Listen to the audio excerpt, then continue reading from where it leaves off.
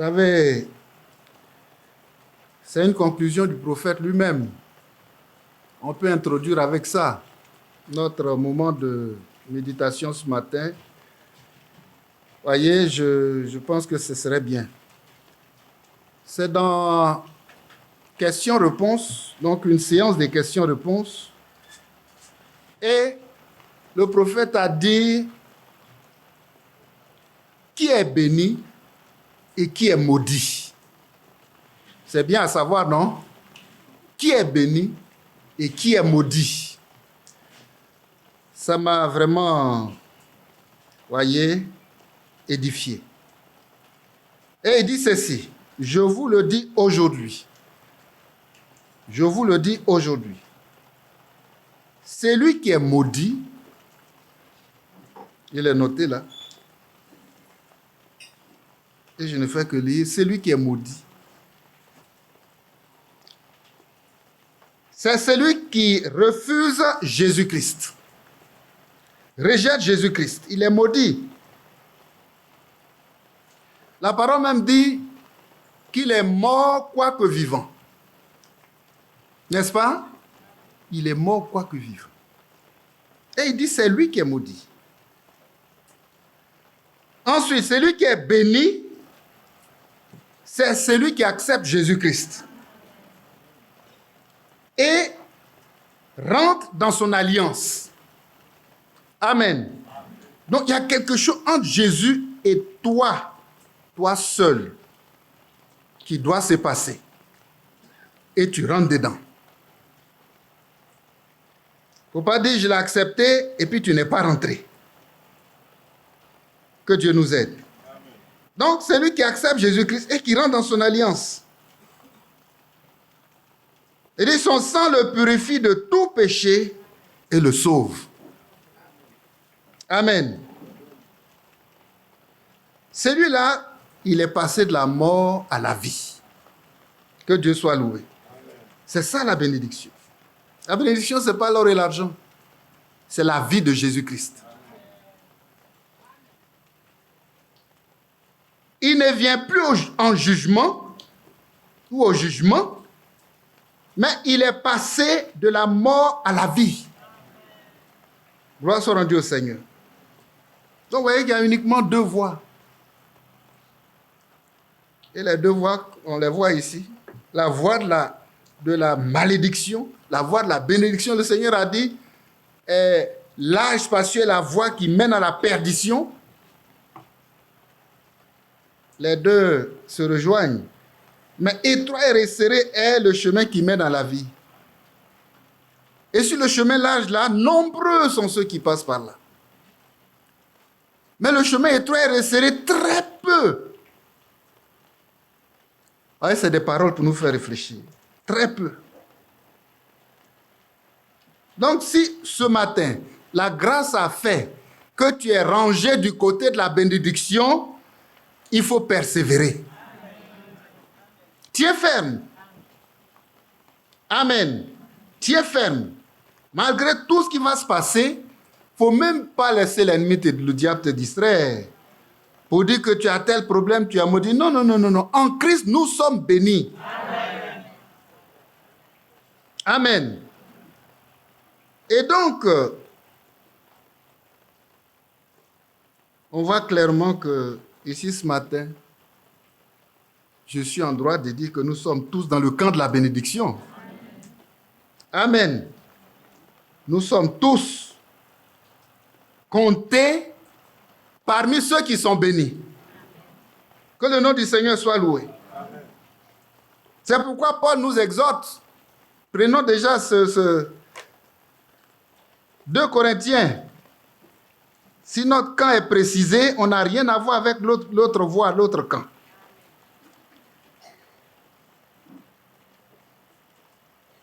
Il ne faut même pas appeler tes problèmes malédiction.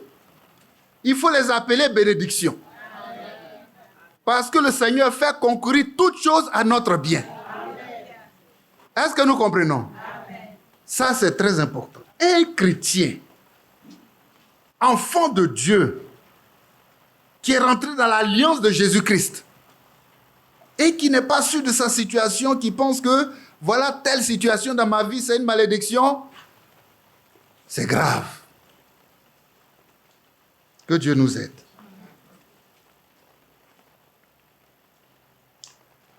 On va lire donc là, c'est 2 Corinthiens, j'ai annoncé. N'appelez jamais vos problèmes malédictions. Appelez-les bénédictions. C'est le chemin que le Seigneur vous impose, mais l'aboutissement, c'est ce qui compte. La fin vaut mieux que le commencement. Le commencement est difficile, douloureux, beaucoup d'épreuves, beaucoup de situations, voyez, qu'on ne comprend même pas. Mais l'important, c'est qu'on est en Christ. Christ comprend, Christ veut que ça soit là, il sait pourquoi. L'important, c'est la fin. Que son nom soit loué. J'ai dit 2 Corinthiens, chapitre 13.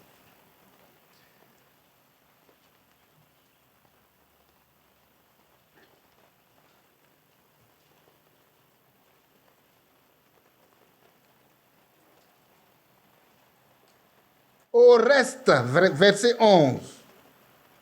Au reste, frères, soyez dans la joie.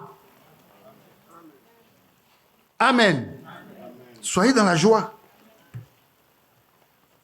Si tu es dans la bénédiction, tu es dans la joie. Soyez dans la joie. Parce que cette joie-là, je vous dis, le diable n'aime pas voir les enfants de Dieu joyeux. Et il mettra des choses. Mais ce n'est pas ce qu'on regarde. Nous ne marchons pas par la vue, mais par la foi. Par la foi, nous savons en qui nous sommes. Alléluia. Mais la parole dit, soyez dans la joie. Ce matin-là, il faut être dans la joie. Il faut être dans la joie. Je ne sais pas comment expliquer toi ta joie, mais ton Dieu va te révéler ta joie personnelle. Mais moi, je suis dans la joie. Toi aussi, sois dans la joie. Au reste, c'est comme c'est la conclusion. Il y a beaucoup de choses qui sont pas... On dit au reste. Ce qu'on retient dans tout ça, c'est que malgré tout, soyez dans la joie. Deuxième chose, perfectionnez-vous. Perfectionnez-vous. Et ce mot-là, nous allons travailler là-dessus ce matin pour construire. Perfectionnez-vous. Consolez-vous. Ayez un même sentiment. Vivez en paix. Et le Dieu d'amour et de paix sera avec vous. Pas créer des problèmes partout. Il y en a quand les choses sont tranquilles, paisibles, là, ils ne sont pas contents. Ça révèle que tu as un mauvais esprit en toi.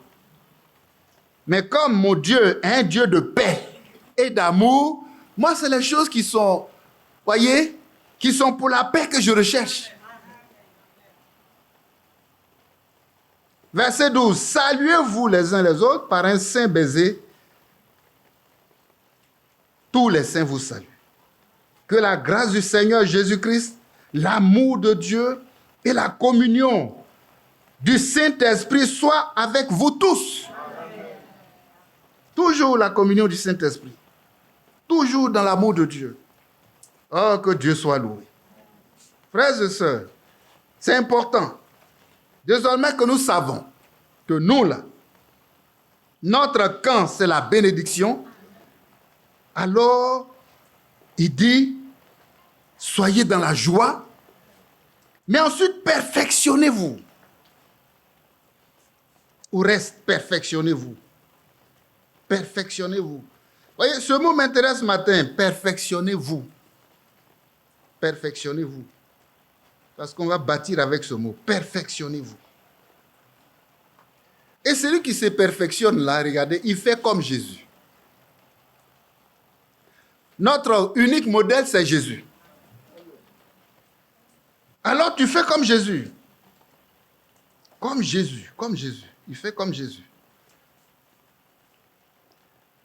Dans ce qu'on va lire, Jésus n'a pas regardé son égal avec Dieu, ce qu'il est d'ailleurs. Il est égal à Dieu. Mais il n'a pas regardé son égal avec Dieu, sur le fait qu'il est égal à Dieu. Il dit, je suis l'égal de Dieu, donc c'est fini. Non, non, non, non. Allons-y lire. Prenons Philippiens chapitre 2.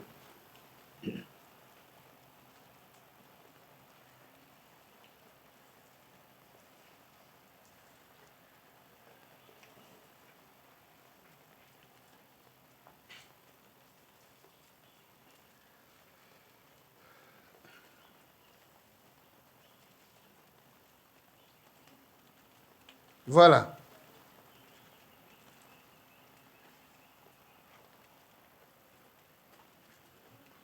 En quoi le Seigneur est notre exemple ce matin, je vais vous le dire.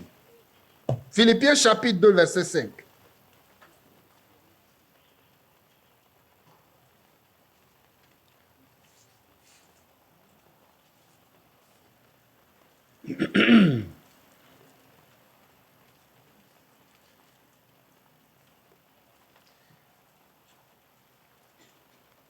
Ayez en vous les sentiments qui étaient en Jésus-Christ.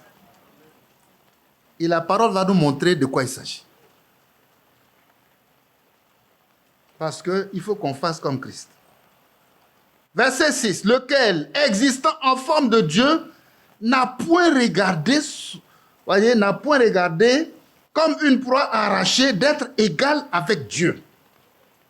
Mais s'est dépouillé lui-même. Il s'est dépouillé lui-même. En prenant une forme de serviteur, en devenant semblable aux hommes, et ayant paru comme un simple homme, il s'est humilié lui-même, se rendant obéissant jusqu'à la mort, même jusqu'à la mort de la croix. C'est pourquoi aussi Dieu l'a souverainement élevé et lui a donné le nom qui est au-dessus de tout nom, afin qu'au nom de Jésus, tous genoux fléchissent, dans les cieux, sur la terre, sous la terre, partout. C'est Jésus. Que son nom soit loué. Et que toute langue confesse que Jésus-Christ est Seigneur, à la gloire de Dieu le Père. Amen. Ainsi, mes bien-aimés, quand vous avez toujours obéi, travaillez à votre salut avec crainte et tremblement, non seulement comme en ma présence, mais bien plus encore maintenant que je suis absent. Car c'est Dieu qui produit en vous le vouloir et le faire, selon son bon plaisir. Faites toutes choses sans murmure ni hésitation, afin que vous soyez irréprochables et purs, des enfants de Dieu irrépréhensibles au milieu d'une génération perverse et corrompue, parmi laquelle vous brillez comme des flambeaux dans le monde. Alléluia. Alléluia. Portant la parole de vie, et je pourrai me glorifier au jour de Christ de n'avoir pas couru en vain, ni travaillé en vain. Paul nous dit des choses profondes. Que Dieu le bénisse et nous bénisse. Que Dieu bénisse sa parole. Frères et sœurs, Christ est notre modèle. Christ est notre modèle. Et la parole dit, ayez en vous les sentiments qui étaient en Jésus. Quel est ce sentiment? Regardez, il est l'égal de Dieu. Mais il n'a pas regardé cela pour dire que c'est fini. Non, non, non, non, non. Donc toi aussi tu dis, je suis béni. C'est fini. Tu es béni, c'est bien. Mais il ne faut pas dire que c'est fini. C'est maintenant que les choses sérieuses commencent. Maintenant que tu connais ton camp, voyez, tu es dans la bénédiction, ça veut dire que tu es en Christ, les choses sérieuses commencent. Il n'a pas regardé son égalité avec Dieu comme, voyez, une fin. Mais c'est là même qu'il a montré ce pourquoi il est venu. Alléluia. Il s'est dépouillé lui-même. Il y a un travail qui a été fait dans son corps, dans son âme, dans son esprit, dans son être intérieur, frères et sœurs. Il s'est dépouillé lui-même en prenant une forme de serviteur, en devenant semblable aux hommes, ayant paru comme un simple. Il s'est humilié, verset 8. Il s'est humilié lui-même. Mais à chaque fois, on voit qu'il s'est dépouillé lui-même. Il s'est humilié lui-même. Qu'est-ce que ça nous dit? Frères et sœurs, si moi aussi je dois me dépouiller, je ne dois pas compter sur quelqu'un. Amen.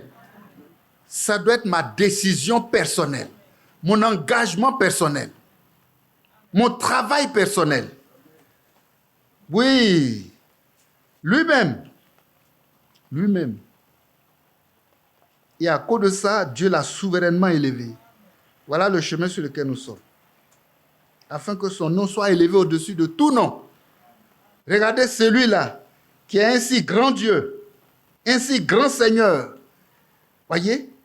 Et même aujourd'hui, tout genou fléchit. Le diable même fléchit genou. Dans le ciel, tous les anges, sur la terre. Il y a tout un chapitre entier dans l'Apocalypse qui loue l'agneau immolé. Amen. À lui la gloire, à lui tout. Qui le loue, qui le célèbre. Et on sait que il s'assoit sur le même, voyez, trône que Dieu. Amen. Et parce qu'il nous a rachetés, c'est dans le même trône qu'il nous installe. Frères et sœurs, regardez combien c'est élevé. Combien c'est élevé. Mais il faudrait qu'on comprenne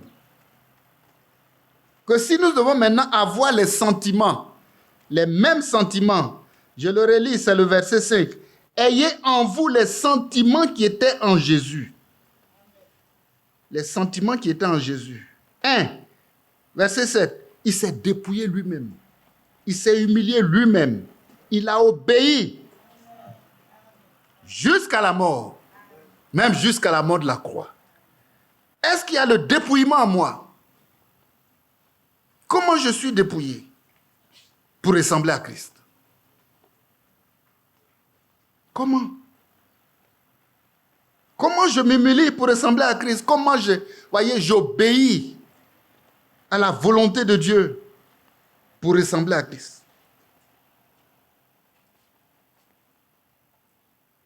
Verset 14 dit, faites toutes choses sans murmure ni hésitation. On doit tout faire pour Christ. Amen. Amen. Comment? Ne dis pas que je suis béni, donc c'est fini, j'ai la bénédiction, je vais au ciel. Ce n'est pas sûr. Hein? C'est maintenant que les choses sérieuses commencent. C'est pourquoi perfectionnez-vous, comme c'est écrit. Perfectionnons-nous. Un cantique qui dit travaillons et luttons. Amen. Travaillons et luttons. Nous sommes au Seigneur. Amen. Soyons prêts et prions. Travaillons, luttons. Nous sommes au Seigneur. Donc, comme le Seigneur a fait exactement là, nous devons faire pareil. Nous sommes au Seigneur. Alors, il faut travailler. Il faut lutter. Nous sommes au Seigneur. Bientôt, le Maître va venir. Et c'est là qu'on saura qui lui appartient et qui ne lui appartient pas. Que Dieu nous aide. Les temps sont très, très, très mauvais. Quelque part dans un des versets, on nous a planté le décor du monde. Mais ce qui est terrible, c'est la corruption, c'est la perversité au milieu d'une génération perverse et corrompue. C'est la puanteur du péché partout. Mais on voit un germe qui sort de là, qui n'est pas touché par la saleté, qui est pur.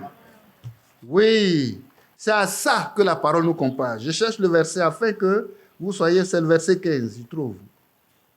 Afin que vous soyez irréprochables et purs, des enfants de Dieu irrépréhensibles, au milieu d'une génération perverse et corrompue, parmi laquelle vous brillez. Amen. Comme des flambeaux dans le monde.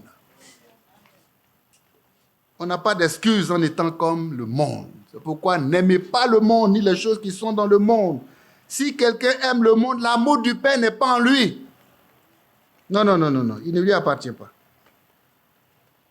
Mais celui qui appartient à Christ, il manifeste la vie de Christ. C'est pour ça qu'on doit travailler. Quand on dit perfectionnez-vous, qu'est-ce que ça veut dire pour nous? Ce matin, notre thème sera quoi? Comme les élus de Dieu. Ce sujet, on l'a abordé à la veillée. Mais ce matin, ce sera la deuxième partie.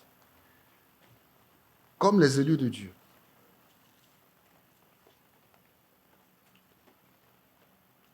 Tout ce que nous sommes, c'est des élus de Dieu.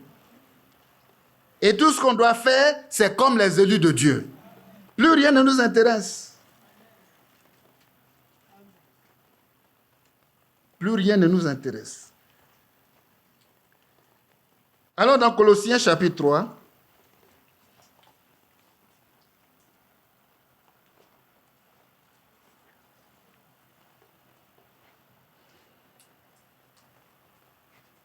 chaque promesse de Dieu est une sémence. On le lira tout à l'heure.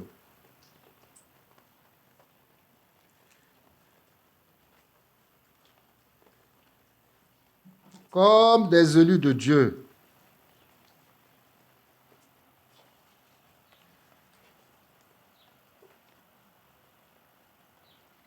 On a commencé cette réflexion-là, ou durant cette étude, à la veillée, et on poursuit cette deuxième partie, comme les élus de Dieu. C'est le même titre. Comme les élus de Dieu, deuxième partie. Colossiens chapitre 3.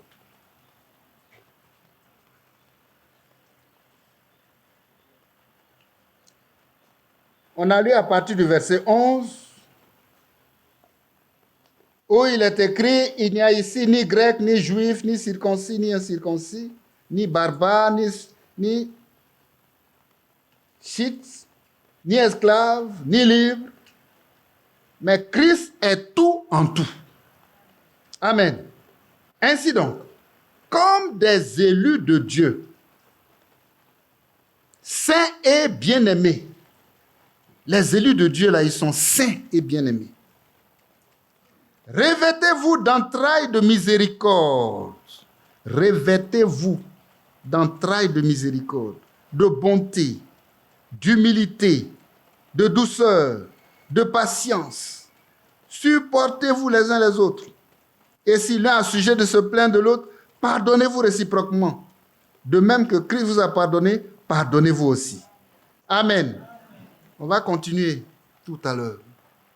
Mais le titre c'est cela, comme les élus de Dieu. Au verset 12. Ainsi donc, comme les élus de Dieu, il n'y a rien qui les embarrasse. Il n'y a rien qui les intéresse. Pour eux, Christ, il est tout en tout. Et tout ce qui les intéresse, c'est Christ. Que Dieu nous aide à faire comme les élus de Dieu. Que Dieu nous aide à faire comme les élus de Dieu. Que plus rien ne nous intéresse. Plus rien. Plus rien. Comme les élus de Dieu. Comme les élus de Dieu. On va avancer dans la réflexion par rapport à ce qu'on a dit à la veillée, pour montrer que dans l'église, là, il n'y a pas de poste à occuper, il n'y a pas de grandeur à prendre, il n'y a pas de gloire à prendre. Christ est tout en tout. Christ, lui seul, il est tout en tout. Il nous a rachetés et nous sommes en route pour le ciel. Alléluia. Et pour cela, sachant qu'on est sur ce chemin-là, alors perfectionnons-nous, perfectionnez-vous. Je vous ai dit que ce mot-là, c'est là-dedans qu'on va travailler, c'est vrai. Ce qui reste, c'est le perfectionnement des saints. Si je suis parmi les saints, je sais que c'est mon perfectionnement qui reste. Amen. C'est mon perfectionnement jusqu'à ce que Christ soit formé en moi. Je pense à... Voyez? Ce passage-là, c'est même à côté, où Paul dit, mais notre seule et unique espérance. Notre seule espérance. On est là, c'est bon. On a beaucoup de choses, c'est bon. On a beaucoup de bénédictions, beaucoup de grâces. C'est la bénédiction de Dieu qui enrichit. Amen. On peut même avoir de grandes choses, mais notre seule espérance. C'est-à-dire, tu peux avoir beaucoup de choses, mais il y a une chose qui est au-dessus de tout. Tu sors ça, tu dis, ça là, ça est au-dessus de tout le reste. Je peux perdre tout le reste, mais ça là. Amen. C'est ma vie. Que son nom soit loué. On ne peut pas tout mettre, tout ce qu'on a au même niveau ou à égalité. Non. Ce qui est au-dessus de tout. Et il place ça en haut, il dit notre plus grande espérance. Il faut qu'on le fasse. Amen. Il en a parlé dans Colossiens 16. On lit juste et puis on retourne. Colossiens chapitre 1. Au verset 26. Il a appelé ça le mystère caché de tout temps et dans tous les âges. C'est un mystère caché. Mais ça fait partie de ce que Dieu m'a donné. Donc, vous voyez que ce n'est pas ta force qui te donne. Ce n'est pas ta force qui te donne. Tu dois travailler, mais c'est la grâce de Dieu qui te donne. Un mystère caché de tout temps, dans tous les âges, mais révélé maintenant à ses saints. Et quand ça, là, tu as cette révélation-là, que c'est la chose la plus précieuse. Alléluia. Mais tu mets ça en priorité. C'est la priorité des priorités. Rien ne peut se comparer à cela. Il dit, verset 27, à qui Dieu a voulu faire connaître quelle est... je reprends verset 26 pour qu'on voit à qui Dieu a voulu faire connaître le mystère caché de tout temps et dans tous les âges, mais révélé maintenant à ses saints. À qui? Donc c'est à ses saints.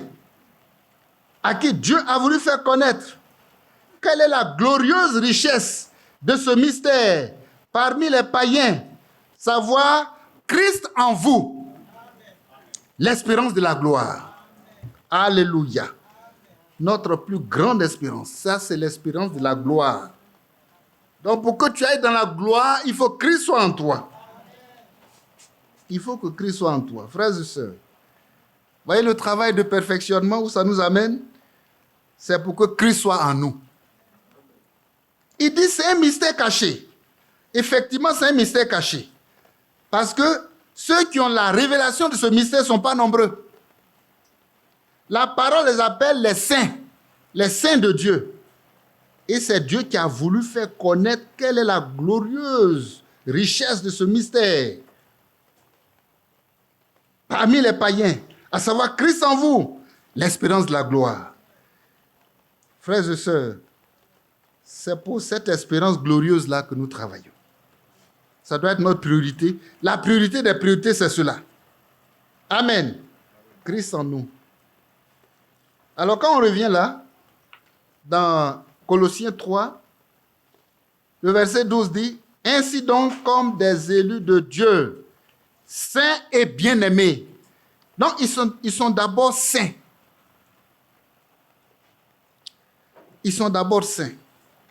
J'ai sélectionné ici une parole que le prophète a dite dans la brochure, une robe d'occasion. Une robe d'occasion. C'est le titre. Prêcher le 6-12-56. Il dit ceci, maintenant, je ne crois pas que vous irez au ciel sur la base de votre sainteté. Qui est saint? Sur la base de votre sainteté. Ce n'est pas sur cette base que vous irez au ciel. Mais vous irez au ciel sur la base de sa sainteté. Sa sainteté à lui. Et il montre que dans cette sainteté-là, il y a des œuvres. Il y a des œuvres. Et il faut que les œuvres de sa sainteté soient en nous. Mais si Christ est en nous, ses œuvres seront en nous. Il ne va pas sans ses œuvres. Non. Que Dieu nous aide. Sur la base de sa sainteté. Tu ne vas pas te tenir là pour dire je suis saint. Quand la parole dit qu'il parle des saints là. Pour dire que ces saints là, ah, moi je suis saint en regardant toi à tes œuvres, à ce que tu es. C'est nul et non avenu. Que Dieu nous aide. Il dit non. Il dit non. Non, non, non, ce n'est pas notre sainteté. Notre sainteté ne peut aller nulle part. Que Dieu soit loué. Nulle part. Je ne crois pas que vous irez au ciel sur la base de votre sainteté. Mais vous irez au ciel sur la base de sa sainteté. Mais ce sont les œuvres que vous faites qui prouvent ce qui est en vous. C'est vrai? C'est même écrit là, c'est vrai.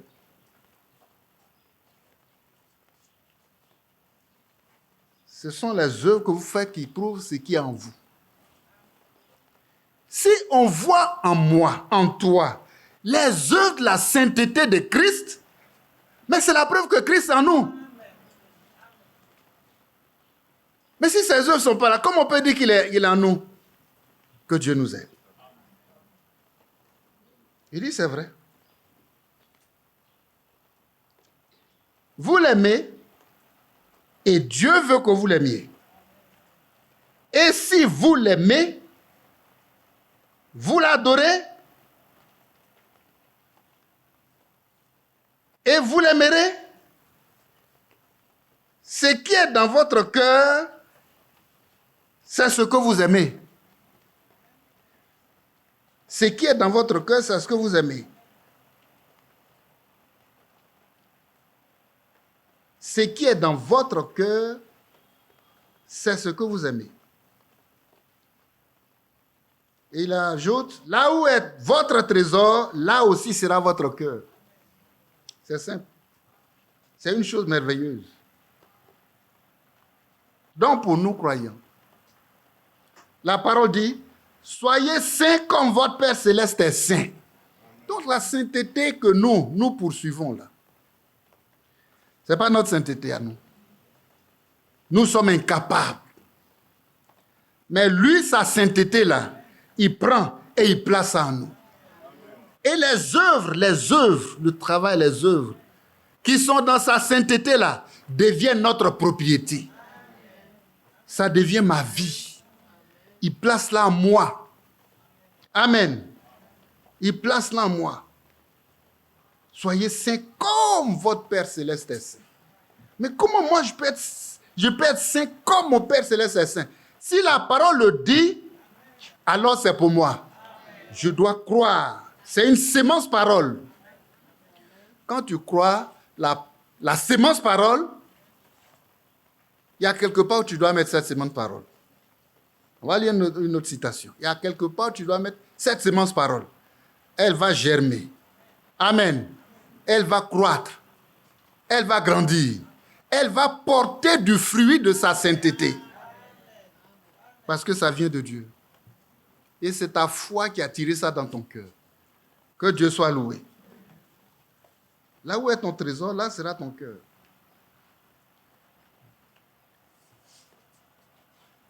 Donc, en parlant de la sémence parole qui doit être en nous, voilà ce qu'il dit. Si vous êtes abattu et mélancolique, c'est dans l'Église du Dieu vivant, prêché le 27/7/1951. Si vous êtes abattu, mélancolique, et ça c'est fréquent, c'est fréquent. Vraiment, je suis de mauvaise humeur, je ne sais pas. Je suis abattu. Un tel m'a fait ceci, un tel m'a fait cela. Mais nous, on n'a jamais rien fait. Que Dieu nous aide. Sachez que le plus grand ennemi que nous devons combattre, c'est nous-mêmes. Ton plus grand ennemi qui te barre le chemin même pour que tu n'avances pas vers le ciel là, c'est toi-même. Il est en toi. Il est en toi. Ton pire ennemi, ton pire ennemi. Mais je suis abattu, c'est quelqu'un d'autre. On cherche toujours les raisons chez les autres. Et nous, on n'a jamais rien fait. Mais que Dieu nous aide à rentrer en nous-mêmes. Parce que le travail de dépouillement, là, c'est à l'intérieur. De l'intérieur vers l'extérieur. Et tout devient net. Amen. On ne va pas se dépouiller en prenant quelque chose pour envoyer dedans. Mais ça est dedans. Il faut que ça sorte. Sinon, tout est bloqué. Que Dieu nous aide. Est-ce que nous comprenons bien? Mais il y a quelqu'un qui est dedans qui, quand tu veux faire sortir, il bloque. Il dit non, ça j'aime ça, il faut rester ici. Il faut rester ici. Si ça reste en toi, tu iras en enfer. Ça doit sortir pour que Christ soit formé en toi.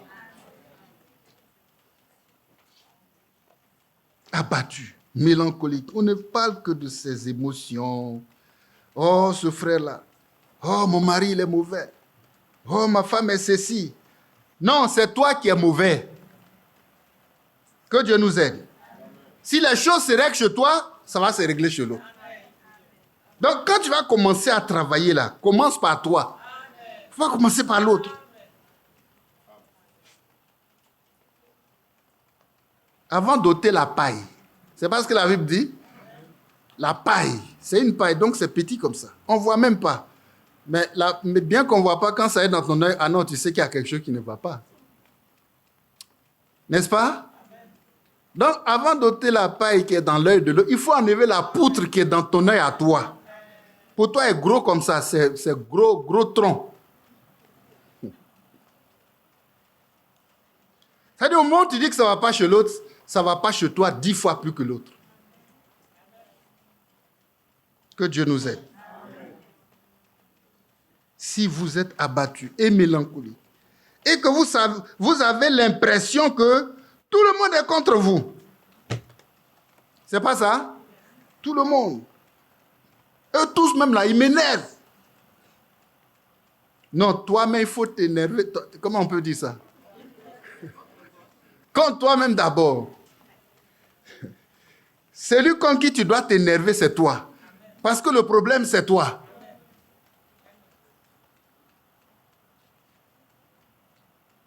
Et c'est voilà, c'est écrit exactement. Hein. Et vous avez l'impression que tout le monde est contre vous. Et quand c'est comme ça, là, arrêtez-vous un instant. Il sait que ça ne va pas chez vous. Alors, il vous lance un appel. Venez à moi, vous tous qui êtes fatigués, chargés. Tu ne peux pas ôter tout ça avant de venir. Viens avec. Viens avec. Parce que lui seul peut t'aider. Personne d'autre. Et il ajoute, et je vous donnerai du repos. Donc, il va assurer le problème de repos d'abord. Quand ce repos n'est pas en toi, la vie chrétienne même ne peut pas commencer. Parce que pour le moment, tu es trop chargé de toi-même, imbu de ta personne, de ta personnalité. Ah. Il dit, je vous donnerai du repos. Ce n'est pas ce qui est écrit dans la parole de Dieu. Mais ici, le prophète dit, ça là, la déclaration, la promesse, je vous donnerai du repos, c'est une sémence parole de Dieu. Et vous allez comprendre pourquoi il dit cela. C'est une sémence. Il dit, c'est une sémence. Acceptez-la. Acceptez-la. Si tu acceptes la sémence, plus tard il nous dira, c'est par la foi. Si tu acceptes cette semence, il y a un travail qui va commencer. C'est une semence, acceptez-la. Et c'est comme ça, quand on lit les brochures, on dit qu'on ne comprend pas. Il va laisser ça pour parler d'autre chose, mais c'est la même chose. Acceptez-la. Et si vous êtes malade, il y a quelque chose en toi qui ne va pas. Il y a une autre semence. Il était blessé pour nos péchés. Amen. C'est par ses maîtrisures que nous sommes guéris. Prends la semence là, mets dedans. Et on ne met pas dedans comme on jette à la poubelle. Il y a une place où on va aller travailler ça. Quand la parole dit travailler à votre salut avec crainte et tremblement, c'est une réalité. Prends la semence, mets dedans. Ou du reste, retiens cette semence-là. Il dit, acceptez-la. C'est une semence. Elle produira son fruit. Elle produira son fruit. Lorsque vous plantez une semence, vous ne la déterrez pas chaque matin pour voir si s'est passé quelque chose. Est-ce que c'est ce qu'on fait? Non.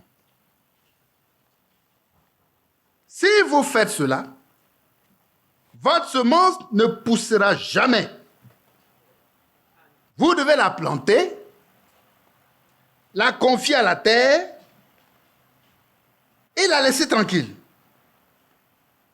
Il appartient à la nature, à Dieu, de l'arroser, de veiller à ce qu'elle produise, Et c'est vrai. Amen. C'est la nature qui fait son travail. Mais cependant, j'ai une participation. Je dois participer à l'entretien. Amen. Je dois dégager les mauvaises herbes. Continuons de lire. Donc, c'est ce que vous devez faire de la parole de Dieu. Acceptez-la dans un bon cœur. Déjà fertilisé. Et débarrassé de toutes les plantes rampantes. Des endroits rocailleux et des doutes pierreux. Tout ça, ça est sur le terrain. Mais on dégage tout. Que Dieu nous aide. Des doutes pierreux. Donc, quand tu as des doutes là, c'est comme caillou qui est dans ton cœur, qui empêche à la sémence de croître. Caillou. Des doutes pierreux. Dans une bonne terre fertile de la foi. Alléluia. Et croyez-la. Remettez-la entre les mains de Dieu. Ce cœur-là, il y a du travail dedans. Alléluia. Il y a des doutes pierreux là-dedans. Il y a des mauvaises herbes. Il y a des plantes rampantes. Tout ça doit être dégagé. Il dit, remettez-la entre les mains de Dieu. Et répartez en témoignant que vous avez reçu ce que Dieu vous a promis. Amen. Tu as confié ton soi à l'Éternel. Il te donnera ce que ton cœur désire. Et il est le souverain sacrificateur de notre confession. Afin d'accomplir tout ce que vous avez confessé qu'il a fait. Il dit, voilà l'évangile. Donc finalement, voilà, chaque promesse est une semence-parole. Chaque semence. Chaque semence est une semence-parole de Dieu. Je vous donnerai le repos. Il dit, attrape cela. Il faut l'attraper fort. C'est une grande semence. Et tu vas le cultiver. Tu vas planter cela. Voilà. Mais tu n'as rien planté. Et puis tu attends une récolte. Il n'y aura pas de récolte. Nous sommes d'accord. Le cœur de l'homme, là, il est tortueux et mauvais. Mais pour moi, il ne va pas rester comme ça. La semence parole va me libérer totalement. La semence parole. Il y a une des semences qu'on appelle le repos. Le repos de Dieu. Ce n'est pas le repos des hommes. Hein. Les hommes n'ont pas de repos. Mais Dieu nous donne le repos. Notre repos, c'est Christ. Amen. Et quand on a Christ, on se repose de ses œuvres. C'est une semence parole. Il dit, si ta foi l'a plantée dans ton cœur, elle va croître et produire du fruit. La semence parole qu'on appelle « Je vous donnerai du repos » là. Je crois cela. Je plante cela dans mon cœur. Mais il dit, c'est un cœur qui doit être bon. Mais pour que la terre soit bonne, il y a un travail à faire dessus. Il dit, c'est un cœur bon, déjà fertilisé, débarrassé de toutes les plantes rampantes. Voyez? Le Seigneur a donné cette parabole. Il dit, la semence parole qui a été sémée parmi les rochers et tout, les plantes rampantes là, ça a poussé, hein? Mais qu'est-ce qui s'est passé? Ça a été étouffé. Donc quand on n'est pas dépouillé, toute parole de Dieu qui rentre en nous est étouffée. Que Dieu nous aide. Toute parole de Dieu qui rentre en nous est étouffée. Parce qu'il dit, il faut un bon cœur. Acceptez-le dans un bon cœur. Mais c'est un cœur qui est travaillé au préalable qui devient bon. Parce qu'on doit le débarrasser de tout. Et fertiliser. Débarrasser de toutes les plantes rampantes. Des endroits rocailleux. On voit le paysan qui casse, qui creuse, qui enlève. Et qui va mettre ça à la limite là-bas. Il ne veut pas ça dans son champ. Il y a des choses, toi-même, tu décides que je ne veux pas ça dans mon cœur. Tu mets du temps même pour déraciner le roc. Ça te prend du temps dans la prière. Les mauvaises pensées, les mauvais désirs. Mais celui-là, j'ai travaillé dessus jusqu'à... Je sens qu'il y a encore du travail à faire. Tant qu'il y a du travail à faire, travaille. Le Seigneur va te donner la victoire. Alléluia. Par Jésus-Christ, nous vaincrons. Il n'y a rien qui peut tenir, qui peut résister. Comme ce roc-là est plus gros, il a mis peut-être une semaine pour le dessoucher. Il a mis du temps pour le pousser jusqu'à ce qu'il sorte de son champ. Mais un tout petit là, il a enlevé ça en 2 jours. Mais l'important, c'est que tout soit arraché. Tout soit arraché. Il dit, défrichez-vous un champ nouveau. Il est temps de chercher l'Éternel jusqu'à ce qu'il vienne. Oui, le champ à défricher, c'est notre cœur. Des doutes pierreux. Toutes les pierres que vous voyez qui traînent, voyez, sur la parcelle et qui empêchent, parfois même à cause du caillou là. La plante a poussé, hein, mais ça l'a tordu comme ça. Il se tord, il cherche la possibilité de... Mais il y a un caillou là-bas qui fait obstacle. Il s'efforce même de faire. Mais si tu l'as enlevé, il n'y aura pas toute cette souffrance-là. Le Seigneur dit, nos cœurs seront débarrassés, dépouillés, libérés. C'est également une semence, si je crois là, le Seigneur va l'accomplir pour moi. Remettez-la entre les mains de Dieu. et répartez en témoignant que vous avez reçu ce que Dieu vous a promis. Ce n'est pas la foi. Par la foi, nous vaincrons. Amen. Alléluia. Par la foi, nous vaincrons. Et nous sommes toujours plus que vainqueurs par notre Seigneur Jésus-Christ. Ce n'est pas la force de l'homme. Ce n'est pas la force de l'homme pour qu'on pense que, voyez, la sainteté là, c'est ma sainteté. Non, non, non, c'est sa sainteté.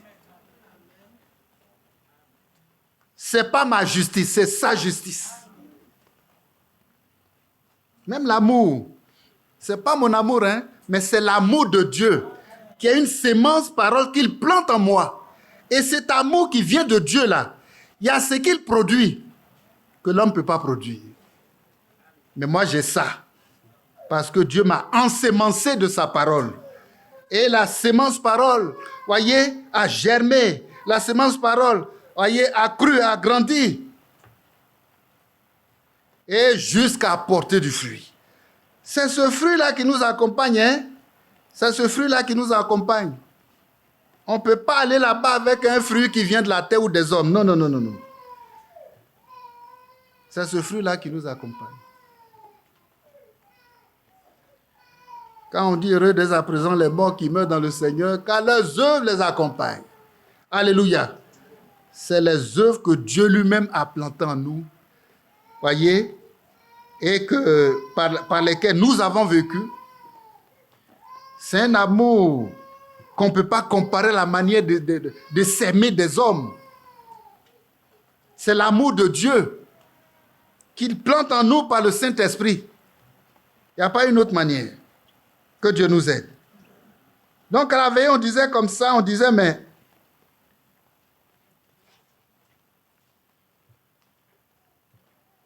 comment ça va se passer? Cette recherche de la sainteté. À quand? Quand et comment parviendrons-nous à la statue parfaite de Christ? Quand et comment? On a posé ce problème à la veille. Et le prophète nous a donné trois éléments qui constituent la réponse. Le travail qui doit être fait en toi pour que tu puisses tendre vers la statue parfaite de Christ, il dit brisement, dépouillement, revêtement. J'ai touché un peu le brisement, le dépouillement. Quand dimanche, le frère Yapi est monté à la chaire, il a travaillé également dans ce sens. Il a insisté sur le dépouillement. Frères et sœurs, soyons attentifs à la parole de Dieu qui est prêchée, parce que c'est là-dedans que nous trouvons la nourriture spirituelle. Il a dit au temps convenable pour notre préparation. Donc, le brisement, le dépouillement, c'est dans le cœur. Et c'est lui que ça doit tuer. Ôter en moi, c'est le vieil homme, ton ennemi. Il faut qu'il soit arraché, dessouché. Que Dieu soit loué. Celui-là, on va le vaincre. On va le vaincre. On va le vaincre. On va le vaincre parce qu'il y a une sémence parole qui nous donne la victoire. Cette sémence parole, le Seigneur l'a prononcée à la croix. Amen. On l'a lu à la veillée. Il a appelé à l'Éternel lui-même de le briser par la souffrance. Et nous sommes brisés avec Christ. Celui qui a brisé, c'est ton vieil homme.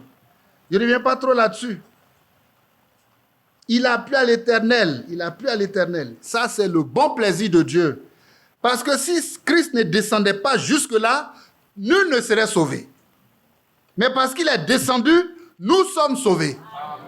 Nous sommes sauvés. Maintenant, pour que ça se concrétise, le vieil homme qui est en moi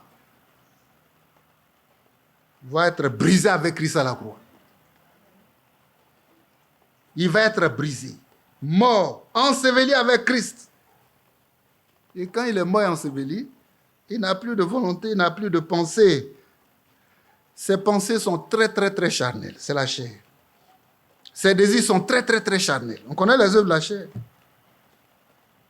Mais si son producteur, c'est-à-dire son propriétaire, c'est lui qui les produit là, il est mort et enseveli avec Christ, c'est fini, ses œuvres sont détruites. Et alors je peux crier à Dieu, je peux crier Alléluia, gloire à Dieu, je suis libre. Ah, ce cri-là, c'est un cri de victoire. Et dans cette victoire, tu vois que tu n'as rien fait. C'est Christ qui a tout fait. Tout ce que tu as fait, c'est de prendre et de mettre à sa place. C'est de croire à la sémence parole et d'ensemencer ton cœur. Et lui, il croit pour faire son œuvre. Il dégage le vieil homme. Le seul qui peut le vaincre, c'est Christ. Le seul qui l'a vaincu, une victoire éternelle, c'est Christ. Et c'est ma foi qui met cette sémence en moi pour que ce que Christ a fait contre le vieil homme, contre la chair, mais regardez Paul. Ce qui est bien, je le sais, mais je ne peux pas le faire. Je sais ce qui est bien, mais je sais, ça ne marche pas. Misérable que je suis. Qui me délivrera de ce corps de mort?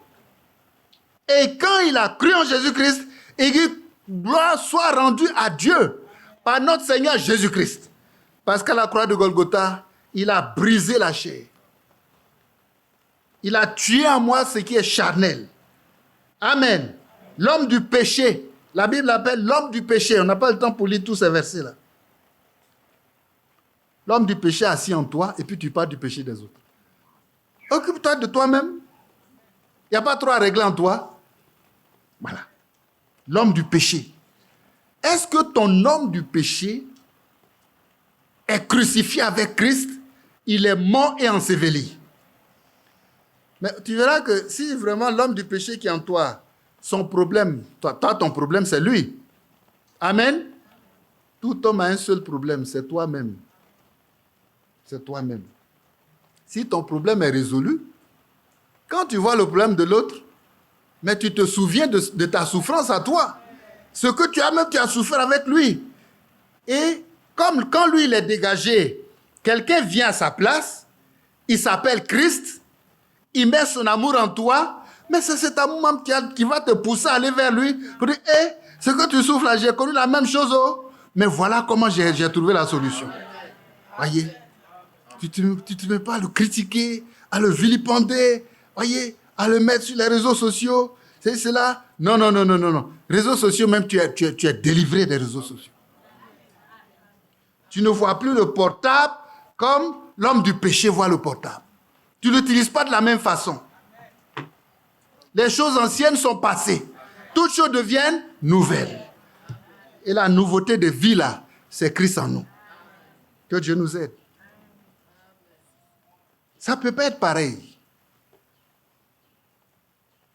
Donc, tu vois, tu ne peux pas être abattu, mélancolique, parce que ceci, un tel a fait ceci, un tel a fait cela. Mais le Seigneur a dit, Amen. Amen. Au pire de la souffrance à la croix. Il dit, Seigneur, pardonne-leur. Ils ne savent pas ce qu'il faut. Parce qu'en lui battait l'amour à 100%. Alléluia. Et c'est cet amour qui est en lui qui est à 100% là. Quand il vient, il met ça en nous. Mais notre amour va battre à 100%. Comme Christ a aimé. Comme Christ a aimé. Pas comme l'homme a aimé. Pas comme l'homme peut aimer. Sachons faire une différence. Hein? Donc quand ici, je reviens sur la sémence parole là. Hein, il dit, vers la fin, acceptez-la dans un cœur bon, déjà fertilisé et débarrassé de toutes les plantes rampantes, des endroits rocailleux, c'est nivelé, et des doutes pierreux, débarrasser tout ça. Dans une bonne terre fertile de la foi. Et croyez-la. Quand tu as cru, il dit, remettez-la entre les mains de Dieu. Pour le reste, attends le résultat. Amen. Mais ce travail dans ton cœur, là, c'est ça qui est le brisement et le dépouillement. C'est directement rattaché à l'œuvre de Golgotha. Amen. C'est pourquoi Paul peut écrire dans Galates, j'ai été crucifié, moi là, j'ai été crucifié avec Christ. Il a été crucifié avec Christ. Pourquoi? C'est pour que ce cœur soit libéré de l'homme du péché. Le vieil homme qui se corrompt si facilement. Quand tu veux aller à droite, il t'amène à gauche. C'est pas ça? Voilà. Quand tu veux aller dans ta parole, il t'amène dans le monde. Dans la boue. Dans le péché. Paul dit, misérable que je suis, qui me délivrera? Mais à la croix de Golgotha, Christ nous a délivrés. Maintenant, c'est une sémence parole qui doit aller dans ton cœur, dans mon cœur, pour que chacun de nous, chacun pour lui-même, il puisse expérimenter sa délivrance. Il puisse expérimenter sa délivrance. Il puisse expérimenter sa délivrance par rapport à l'œuvre que Christ a accomplie pour nous. Que le nom du Seigneur soit loué. Amen. Donc, quand il a crié, à quand et comment parviendrons-nous à la statue parfaite de Christ? Il dit, brisement, dépouillement, revêtement. Pour nous, c'est quoi être crucifié avec Christ? C'est ce qu'on vient de dire. Mais on fait toujours référence à Isaïe 53. Jésus-Christ n'était pas encore venu, mais par la parole prophétique. Amen. Annoncé des siècles avant qu'il ne vienne. Quand on va dans Isaïe, c'est peut-être 700 ans avant que le Seigneur ne vienne. Mais l'œuvre qu'il est venu accomplir là, la parole a déjà présenté ça.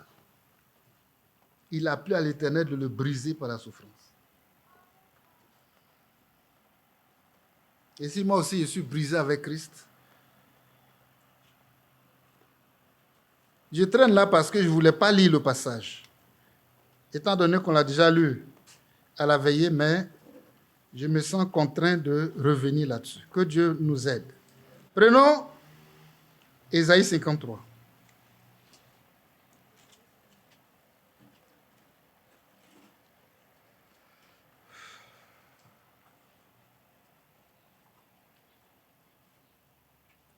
On va juste lire.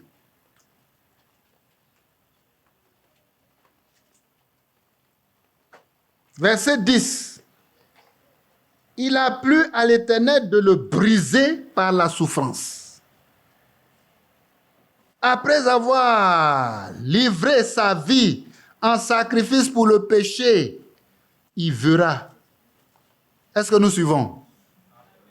Est-ce que tout le monde suit? Parce que j'entends des voix de ce côté-ci, comme ma tête est baissée. Après avoir livré sa vie en sacrifice pour le péché, il verra une postérité et prolongera ses jours. C'est d'une profondeur, une grande profondeur. Parce que dans la parole de Dieu, la profondeur appelle la profondeur. Il a livré sa vie en sacrifice pour le péché. Et après ça, il verra une postérité. Et prolongera ses jours. Alléluia. Nous comprenons. La postérité, là, c'est ceux pour qui Christ a donné sa vie à la croix pour le péché. C'est-à-dire qu'eux, là, ils ont été brisés avec Christ à la croix. Leur péché est brisé. L'homme du péché en eux est brisé. Ils sont libres. Et désormais, Christ en eux, alors qui vit? C'est Christ qui vit en eux sa vie. C'est Christ qui prolonge ses jours en eux. Alors, on peut dire, ils vivent pour Christ. On le chante tellement bien. Je vis pour Jésus jour après jour. Je vis pour Jésus jour après jour. Oh, c'est ça, prolonger ses jours. Et l'œuvre de l'Éternel prospérera entre ses mains. À cause du travail de son âme, suivez bien, il rassasiera ses regards. Par sa connaissance, mon serviteur juste justifiera beaucoup d'hommes. Amen. Tout à l'heure, j'ai dit quoi? Ce n'est pas ta justice, mais c'est sa justice. Et ici, il dit son serviteur qui est juste là, c'est Jésus-Christ. Hein? Lui, il est juste. C'est lui donc qui justifie. En quoi faisant? En me donnant sa justice. En plantant cela dans mon cœur comme une sémence qui va porter du fruit de justice. On ne verra plus du faux en moi. On ne verra plus du mensonge en moi. Mais on verra la justice et la vérité. Parce qu'il m'a ensémencé. L'homme du péché qui produit le faux et le mensonge, là, il a arraché. Qu'est-ce qu'il a dit ici? Faites cela simplement. Et remettez cela entre les mains de Dieu. Et répartez. Le résultat ne va pas tarder. Croyez que vous l'avez reçu et vous le verrez s'accomplir. Le résultat ne va pas tarder. On verra sa justice. Lui seul est juste. Mon serviteur juste justifiera beaucoup d'hommes et il se chargera lui-même de leurs iniquités. C'est un problème réglé et jeté dans la mer de l'oubli. Et il a dit que le Seigneur ne s'en souvient plus. C'est pourquoi ceux-là, on peut les déclarer vierges. Le Seigneur ne voit plus leurs péchés. C'est des vierges. C'est des vierges. Et voilà le travail qu'il a fait. Je ne voulais pas qu'on lise, mais je n'arrivais pas à avancer parce qu'il sentait que ce n'était pas encore clair. Vu qu'on l'a déjà lu à la veillée. Regardez au verset 5 du même chapitre. Mais il était blessé pour nos péchés, brisé pour nos iniquités. Toi, tes iniquités pour lesquelles le Seigneur est brisé là, tu dois être brisé avec lui. Parce que celui qui sera libéré, c'est toi. C'est ton iniquité qui est brisée. Si tu n'es pas brisé, comment ton iniquité va partir? Mais j'ai été brisé avec Christ. J'ai été crucifié avec Christ. Ça, c'est la sémence parole qui est dans mon cœur, dans lequel je crois. Et le Seigneur va envoyer sa puissance pour le fertiliser. Et il va croître pour porter du fruit. Et on ne verra plus le péché parce que le Seigneur m'a libéré. Ton iniquité est expiée. Amen. C'est une parole que je cite. Parce que je fais partie. Amen. Mais celui qui parle, c'est Jésus. Il dit, ton iniquité est expiée. Mon iniquité, ton iniquité. Parce qu'il a été brisé. Et si moi, mon iniquité doit être brisée, c'est que j'ai été brisé avec lui. Les châtiments qui nous donnent la paix est tombé sur lui. Et c'est par ses maîtrisures que nous sommes guéris. Amen. Par ses maîtrisures, je suis guéri. Voilà une semence parole. Il a même cité ça ici. Il dit, acceptez-la. Et si vous êtes malade, il a été blessé pour nos péchés. Et c'est par ses maîtrisures que nous sommes guéris. Quand tu mets cette semence parole par la foi dans ton cœur, la maladie commence spirituellement. Parce que toute maladie, c'est un esprit. C'est un démon. Voyez? C'est une énergie mauvaise. Alors ça commence à bouger, ça commence à vibrer. Il y a une force, une puissance qui est venue le bousculer. Et ce n'est pas pour le bousculer, pour le laisser. C'est pour le bousculer et puis l'arracher. Parce que cette semence-là, de la maladie, doit être arrachée à sa racine. Pour que je sois déclaré guéri. Et je suis guéri. Voyez? Et c'est pourquoi il a dit, proclamer, il faut proclamer la délivrance des captifs. Proclamer. Tu es là, tu le vois, il est captif dans les chaînes, mais il faut proclamer sa délivrance. Sur la base de l'œuvre de Golgotha. Parce que c'est une œuvre de foi. Quand tu proclames et que sa foi saisit, il obtient sa délivrance. Amen. Il obtient sa délivrance.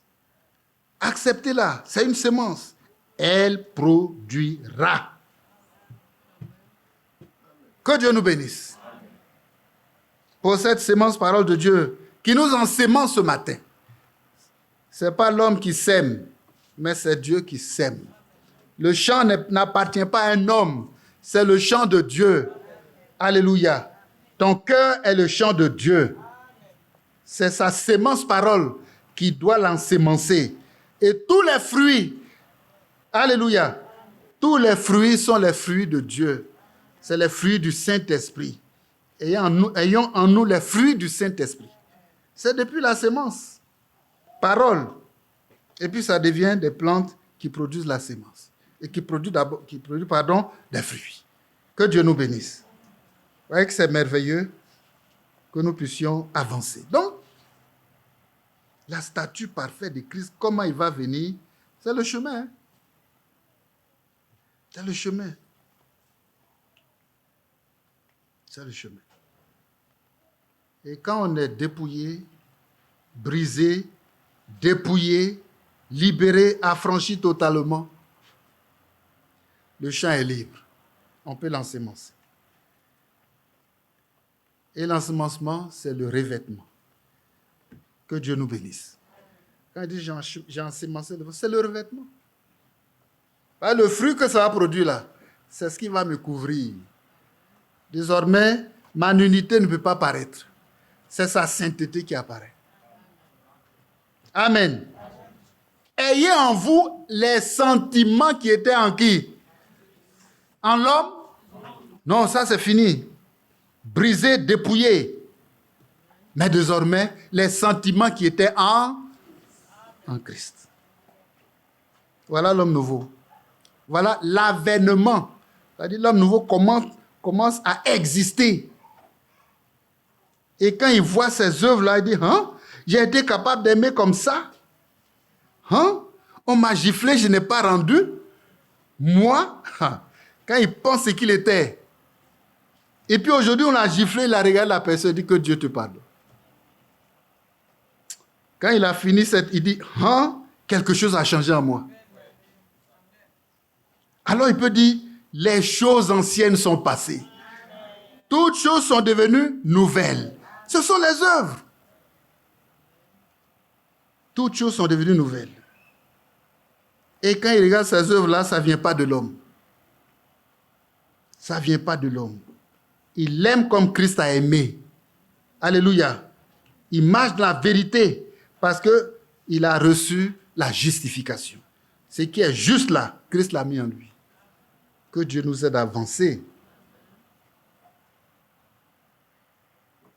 Il faut qu'on avance. Les gens me disent certes, mais comme on allait un peu avec un retard,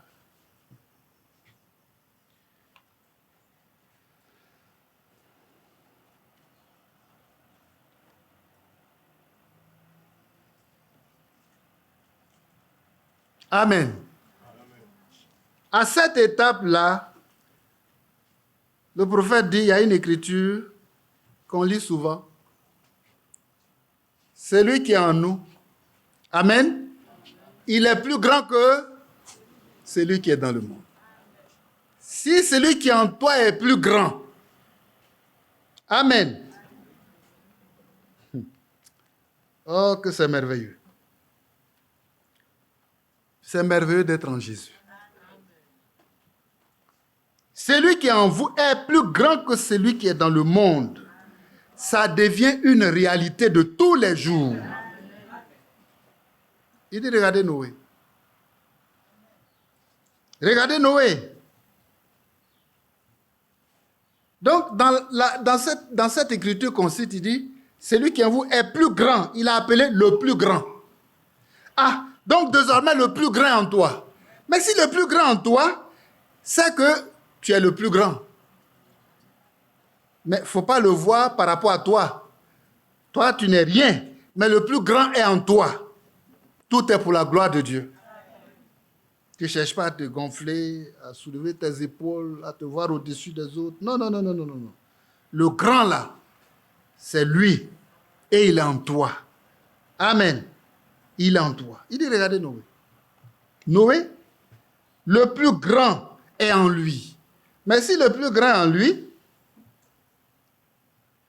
les jugements que l'eau est venue exercer sur la terre, là, ça ne peut pas l'atteindre. Regardez où le plus grand l'a mis. Le plus grand l'a mis au-dessus des eaux. L'eau a couvert toute la terre, mais Noé était au-dessus des eaux. Parce que le plus grand était en lui. Une belle image. Que Dieu nous aide. celui qui est en vous est plus grand que celui qui exerce le jugement. Le jugement du feu. Ça vient, hein? Il y a un jugement de feu qui vient. Si le plus grand en toi, tu seras au-dessus de ce jugement-là. Amen. Et le frère dit, vous voyez, regardez, il s'est acquitté du jugement et il a vaincu ce jugement. À la croix, il a vaincu ce jugement. Donc, s'il est en toi, tu ne viens plus en jugement. Amen. Tu ne viens plus en jugement, mais tu es passé de la mort à la vie. Toute forme de jugement est vaincue. Sur la terre, il n'y a rien qui peut te juger. Toi, tu es au-dessus.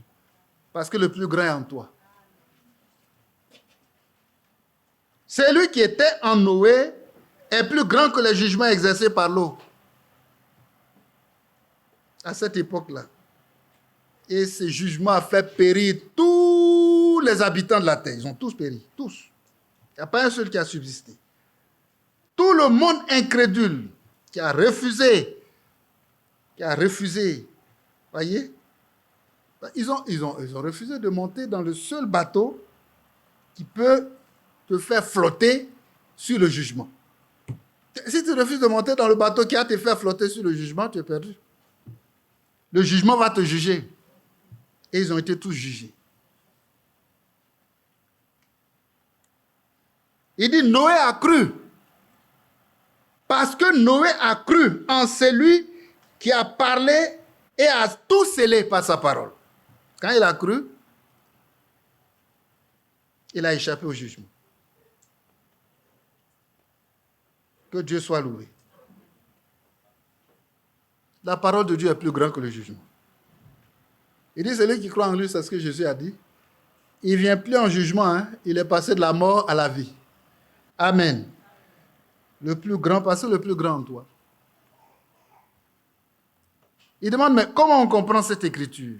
Celui qui en toi est plus grand que celui qui est dans le monde. Il faut comprendre ça. Christ en nous. Christ en nous. Il est plus grand que celui qui est dans le monde. Tu as besoin de méditer. Il dit, méditons le plus grand. Le plus grand. Il faut le méditer en profondeur. C'est surnaturel. Il prend David.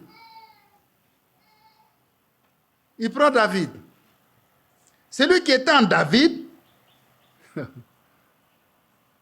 il est plus grand que l'ours. Est-ce que nous comprenons? Amen. Non, amen. Ne soyez pas là à comprendre. Il faut comprendre vite. Amen. Celui qui était en David est plus grand que l'ours. Amen. L'ours qui vient et qui veut voler ses brebis. C'est pourquoi, quand il s'est tenu là, il s'est tenu devant l'ours par la foi, mais il a terrassé. Demandez à David, mais comment tu as fait pour le terrasser? Il te dira, c'est le plus grand qui l'a terrassé. En son nom, j'ai triomphé. En son nom, je suis plus que vainqueur. Ça ne s'explique pas.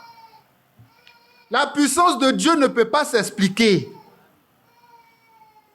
La puissance de Dieu, là, c'est surnaturel. Il dit, présentez-vous seulement. Et vous verrez la délivrance que votre Seigneur va vous accorder. Ça sera comment? Comment? Ça, c'est le domaine de Dieu. Moi, je vois le résultat. Et le résultat, là, c'est pour moi. Ça m'appartient. Je prends cela par la foi. L'ours, c'est au moins 3 mètres de haut. 3 mètres de haut. Si on le met sur la balance, il faut déjà pouvoir le convaincre de monter sur la balance. C'est peut-être son cadavre qu'on va peser. Mais on pourra trouver 300 kilos, 400 kilos, 500 kilos. Il vient, il veut prendre la brebis de David. David dit non. Je te dis non au nom de l'Éternel. Et il se dresse, il se met devant l'ours, il le regarde en haut comme ça. Mais le nom qu'il a invoqué là, quelque chose est déjà intervenu. Que Dieu nous aide. Celui qui était en David est plus grand. Et ça, il a mis ça au compte de son palmarès personnel. Vous voyez, c'est les œuvres de sa foi. Regardez, c'est le Seigneur qui a terrassé l'ours, hein? Mais David dit c'est sa victoire. C'est pas ta victoire? Tu mets ça au compte de ta foi. C'est son expérience personnelle. Vous allez voir, ça va servir plus tard. Un autre jour, c'est un lion qui s'est présenté. Il dit non, si ça n'a pas marché pour l'ours, ça ne marchera pas pour le lion. Et il s'est tenu là, au nom de l'Éternel des armées. Comment il a pu terrasser le lion, ça ne s'explique pas. Mais il a été vainqueur. Que Dieu nous aide. Il a été vainqueur. Il a été vainqueur parce que la parole dit présente-toi seulement et tu verras l'accomplissement de la promesse. La délivrance que l'Éternel, lui-même, il va t'accorder. Il ne va pas dire à quelqu'un de venir t'aider, hein. Il dit lui-même, il se tient sur le champ de bataille. Alléluia. Et il dit, voici les miracles qui accompagnent ceux qui auront cru en mon nom. Amen. Quand David s'est tenu devant le lion, le plus grand est en lui. Donc, il ne faut pas voir David. Souvent, les hommes voient l'homme. Mais nous voyons le plus grand. Celui qui est en nous est plus grand que celui qui est dans le monde. Donc, celui qui est grand là, ce n'est pas nous. C'est celui qui est en nous. Souvent, les gens voient l'homme. Non, le prophète a fait ceci. Le prophète a fait cela. Non, il n'a rien fait. C'est Dieu qui accomplit son œuvre. Au travers de son instrument qu'il a choisi. Un point, un trait. Que Dieu nous aide à donner la gloire à Dieu à chaque instant. Et David dit, c'est mon expérience. C'est l'expérience de ma foi. Je me suis tenu devant le lion au nom de l'Éternel des armées, j'ai été vainqueur. Il met ça à son compte. Donc, il est en train de partir tout petit là. Ce qui est derrière lui est lourd, hein? Très lourd. David, son expérience, c'est lourd. Voilà. Sa foi personnelle. Et il était seul, sans l'aide de parents, sans l'aide de qui que ce soit, dans le secret de la campagne quelque part. Sa foi a triomphé par la présence du plus grand qui était en lui. Voilà son expérience personnelle. Voilà pourquoi le jour où en public, il n'était même pas allé combattre, il n'est pas combattant. Il ne fait pas partie des combattants du roi. Sur le champ de guerre, là, il ne s'est pas retrouvé là-bas pour aller combattre. Non, non, non. Son père lui a remis des provisions pour aller donner à ses grands frères, qui, eux, sont des combattants. On va leur donner à manger. Donc, il allait juste pour donner la nourriture et puis il retourne s'occuper de ses brebis. C'est pas ça? C'est pas plus. C'est ça exactement. Il n'est pas allé pour combattre. Mais quand il est arrivé, oh, que Dieu soit loué, il trouve une situation bizarre. Est-ce que ce n'est pas bizarre? Ils sont allés pour combattre. Ils n'ont qu'à combattre pour nous amener la victoire. Il amène la nourriture pour les fortifier et tout. Il a dit, quand on lit 1 Samuel 17, je crois, il a dit que quand il est arrivé, il y a ceux qui gardent les bagages. Il a confié ce qu'il a envoyé là-bas. Il dit, j'ai envoyé de la provision pour mes grands frères, donc j'ai confié ça. Je vais aller voir ce qui se passe sur le champ là-bas. Là. Ils sont tous accumulés là-bas, on entend des cris. Donc, il est curieux, il va aller voir ce qui se passe. Il s'approche et puis il tombe sur une scène. Il y a un gaillard qui est arrêté au milieu, il est en train de parler, mais c'est qui ça? Il se pose la question. Mais il entend ce qu'il dit. C'est des menaces. Il profère des menaces. Il insulte le peuple de Dieu. Il insulte le roi et les combattants de l'armée d'Israël. Non, ça fait bouger son cœur. Son cœur s'est tourné comme il dit, mais c'est pas possible. Qui est cet homme-là? Qui est cet incirconcis qui parle mal? Lui, il n'est pas habitué à ça. Quand son sang se retourne là, il monte en même temps à l'attaque. Que Dieu soit loué. Vous voyez, ça c'est l'audace de la foi. Si ta foi n'est pas audacieuse, souvent tu rencontres des situations mais tu n'es pas prêt d'affronter.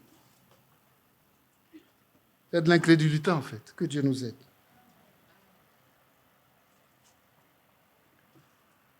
Disons les choses de manière précise. Allons prendre Samuel, 1 Samuel 17. Samuel est monté là-bas. David est allé où se trouvent les combattants là. Ils étaient rangés. Vous voyez, les deux armées sont face à face. Les deux armées ennemies. Il va aller voir au moins comment on combat, comment on manipule les armes et tout ça. Il va aller voir.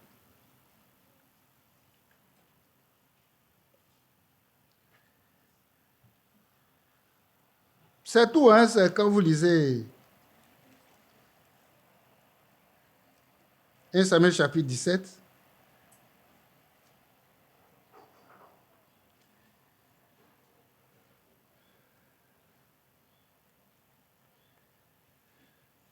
Pour ne pas lire beaucoup, je vais juste lire le verset.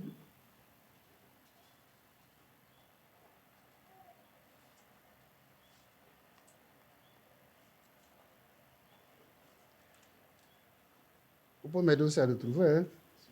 Où il a confié les affaires au gardien et puis... D'accord?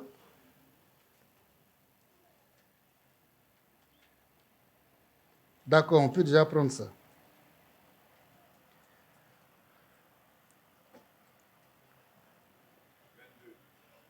22. D'accord, je vais regarder.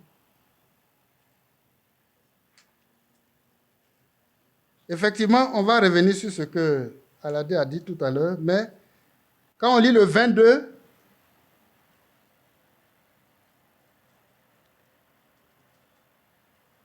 à partir du verset 21 déjà, Israël et les Philistins se formaient en bataille, armée contre armée. Donc, il y a l'armée des Philistins et puis en face, l'armée d'Israël.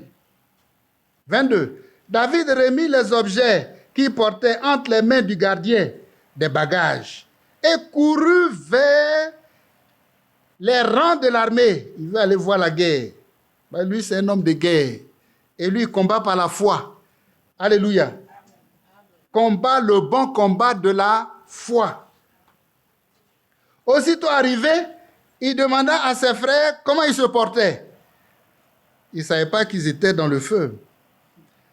Tandis qu'il parlait avec eux, voici, le Philistin de Gath, nommé Goliath, s'avança entre les deux armées, hors des rangs des Philistins. Il tint les mêmes discours que précédemment, et David les entendit. Quel était ce discours? C'est le verset 8.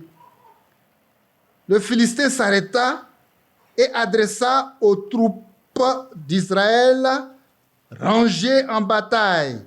Il leur cria, « Pourquoi sortez-vous pour vous ranger en bataille?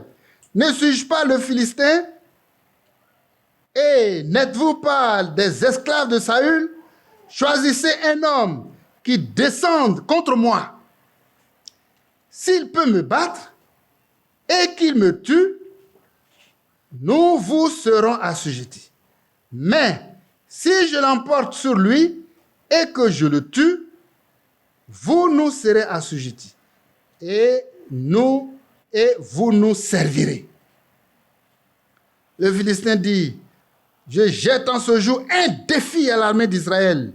Donnez-moi un homme et nous nous battrons ensemble. » Saül, écoutez bien, Saül et tout Israël entendit ces paroles du Philistin et il fut effrayé et saisi d'une grande crainte.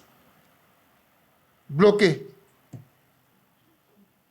Voilà la scène que David allait trouver sur le champ de bataille. Son camp à lui son armée à lui, l'armée de son pays, l'armée d'Israël, effrayé, saisi d'une grande crainte, depuis le roi jusqu'au dernier des combattants, ses frères, ses 3 frères sont dedans. Paralysé par la peur, devant un gaillard qu'on appelle Goliath. Voilà la scène. Donc, quand il est allé vers les combattants là-bas, c'est la 2e fois maintenant que Goliath sort pour menacer encore. Parce que personne ne bouge. Ils sont effrayés.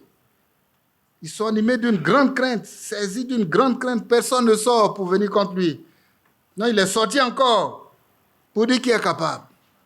Mais en cet instant précis, il y a un capable qui est arrivé. Alléluia. Si toute l'armée n'est pas capable, l'homme de foi, celui qui croit en son Seigneur Jésus-Christ, qui a une expérience de foi dans sa vie là, Dieu l'a envoyé. Il l'a envoyé au bon moment.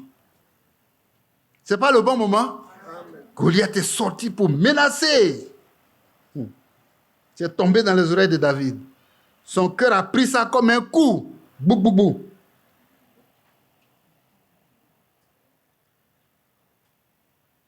Regardez au verset 24. À la vue de cet homme, tous ceux d'Israël s'enfuirent devant lui et furent saisis d'une grande crainte. C'est la même chose. Maintenant même, 2e menace là. Ils ne sont pas debout pour écouter seulement, mais ils fuient même, ils reculent. Ils reculent. Chacun disait, avez-vous vu s'avancer cet homme? C'est pour jeter à Ivra un défi qu'il s'est avancé. Si quelqu'un le tue, le roi le comblera de richesses. Il lui donnera sa fille et il affranchira la maison de son père en Israël. David dit aux hommes qui se trouvaient près de lui. Ce n'est pas ses frères, ses propres frères, hein. Il y a d'autres personnes. Il dit, mais ils sont à côté de lui. Il leur dit, que ferait-on à celui qui tue ce Philistin et qui ôtera l'opprobre du dessus Israël? C'est ce que lui voit, la délivrance du peuple. Qui est donc ce Philistin? C'est un incirconcis pour insulter l'armée du Dieu vivant. Il voit les choses spirituellement. Pendant que les autres fuient. Le peuple, répétant les mêmes choses, lui dit, c'est ainsi que l'on fera à celui qui le tuera. Tous les combattants sont devenus des femmes. Hein? Donc ils parlent avec une voix fine, là. Ils expliquent les choses à David. Que Dieu nous aide. Vous me voyez, quand tu as peur, là, ta voix change. Hein? Verset 28. Eliab, son frère aîné, qu'il avait entendu parler à ses hommes, fut enflammé de colère contre David. Il dit, pourquoi es-tu descendu? Et à qui as-tu laissé ce peu de brebis dans le désert? Je connais ton orgueil, la malice de ton cœur. C'est pour voir la bataille que tu es descendu. Oh, c'est rien de tout ça. Dieu l'a amené pour délivrer. Que le nom du Seigneur soit loué. Il voit les choses dans la chair. De toute façon, il connaît son frère, il sait qu'il est très courageux. Verset 29. David répondit, qu'ai-je donc fait? Ne puis-je pas parler ainsi? Et il se détourna de lui pour s'adresser à un autre. Il n'a même pas le temps de son frère. Hein. C'est que son frère dit là. Non. Vous savez, dans ta marche là, quand quelqu'un dit des choses dans tes oreilles et que ça ne peut pas t'aider à avancer, il faut détourner ton oreille de lui. Il ne faut pas t'occuper de lui. Occupe-toi des affaires de ton père.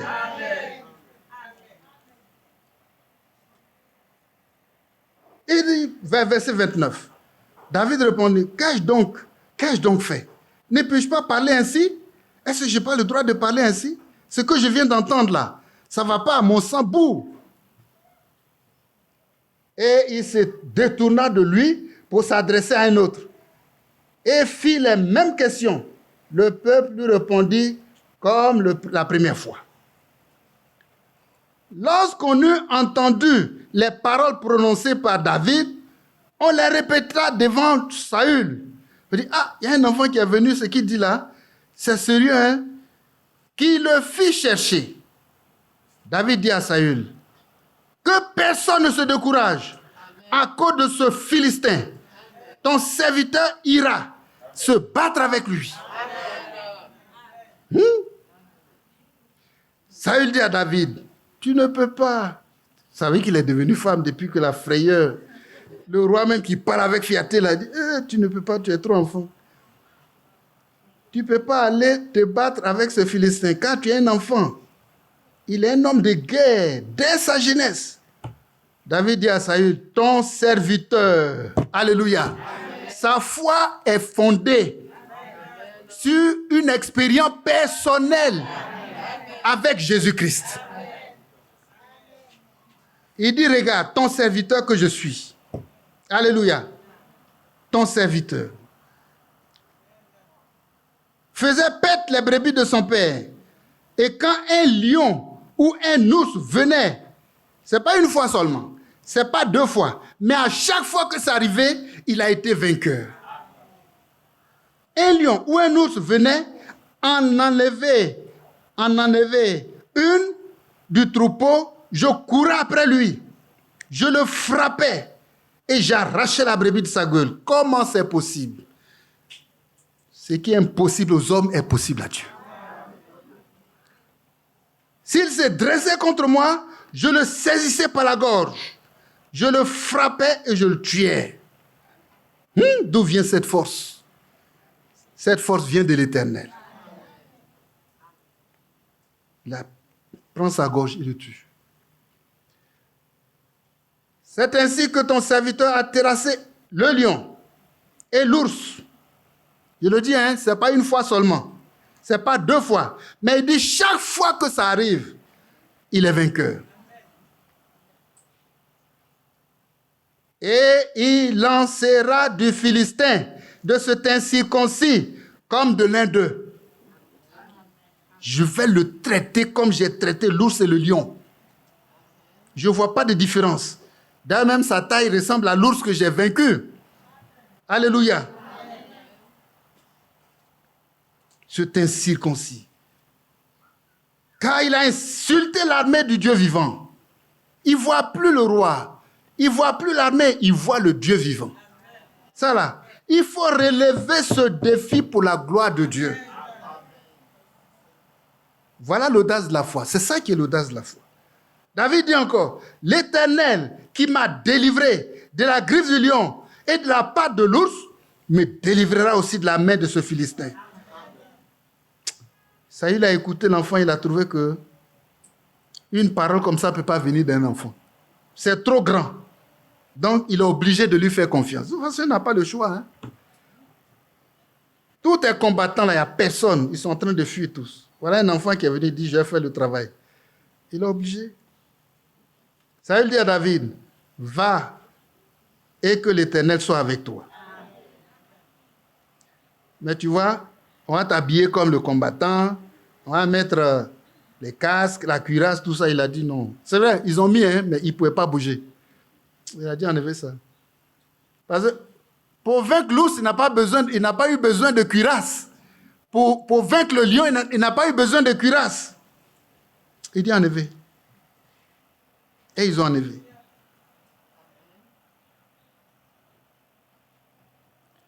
Verset 40. Il prit en main son bâton. Amen.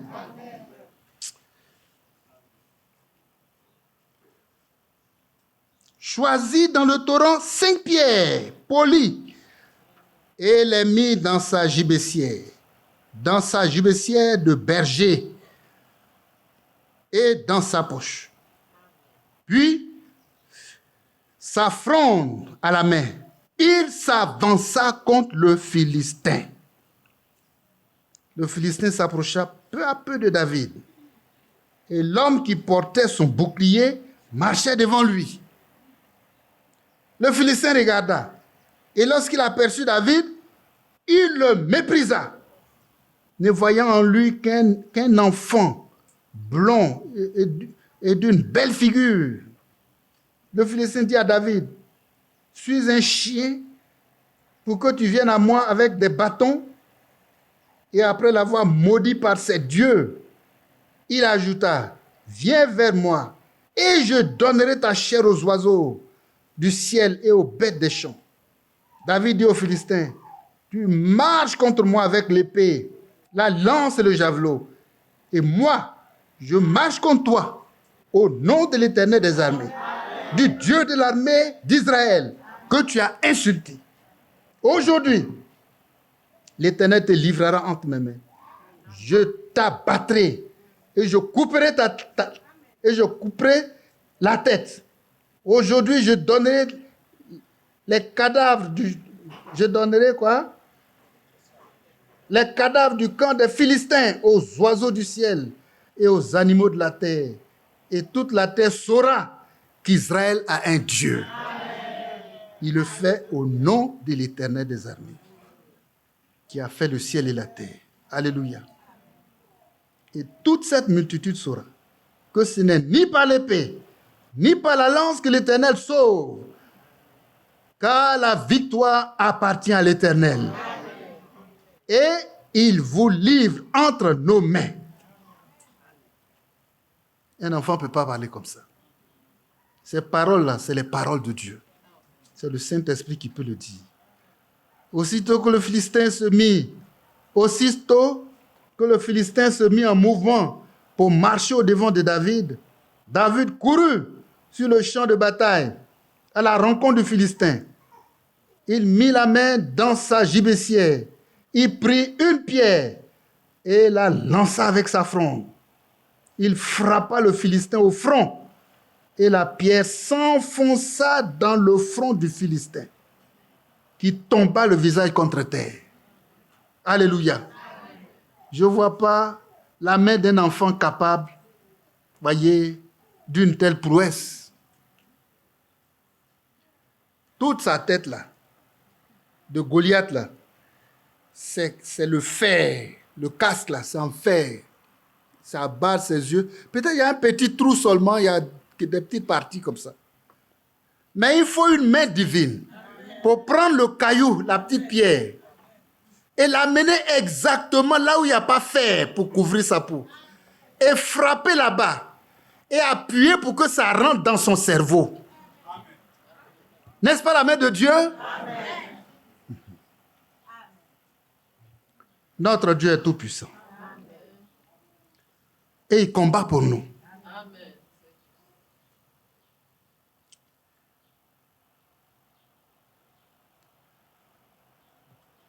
Et voilà, c'est ce qui est arrivé. Verset 51. Il courut, s'arrêta près du Philistin, se saisit de son épée, qu'il tira du fourreau, le tua et lui coupa la tête. Ce qu'il a prophétisé s'est accompli. Ce qu'il a prophétisé au nom de l'Éternel s'est accompli. Les Philistins, voyant que leur héros était mort, prirent la fuite. Tout leur camp a décampé en même temps. Les hommes d'Israël et de Juda poussaient des cris et allaient à la poursuite. Ils ont eu la force maintenant. Que Dieu soit loué. Mais il faut que la force vienne à un moment donné. Sinon, ce n'est pas bon. Mais ils ont été fortifiés. Ils sont allés derrière les fuyards, poursuivre les Philistins jusque dans la vallée et jusqu'au port d'Écron. Les Philistins, blessés à mort, tombaient dans le chemin de Charaïm jusqu'à Gath et jusqu'à Écron. Mais les enfants d'Israël revinrent de la poursuite des Philistins et pillèrent leur camp. David prit la tête du Philistin et le porta à Jérusalem. Et il mit dans sa tente les armes du Philistin. Voilà comment les choses se sont passées. Que Dieu soit loué. Que Dieu soit loué.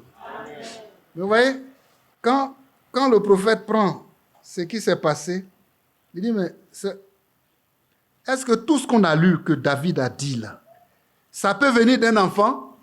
Mais c'est un enfant qui l'a dit. Ça veut dire qu'en lui, il y avait le plus grand. Amen. Et ce qu'il a fait une fois, il le fera encore. Parce qu'il ne change pas, il est le même. Et d'ailleurs, même c'est là-dessus qu'il s'est appuyé. Il a d'abord convaincu le roi. Il dit, c'est lui qui m'a délivré de l'ours et du lion. Il va encore me délivrer devant ce Philistin-là. C'est incirconcis. Il va me délivrer.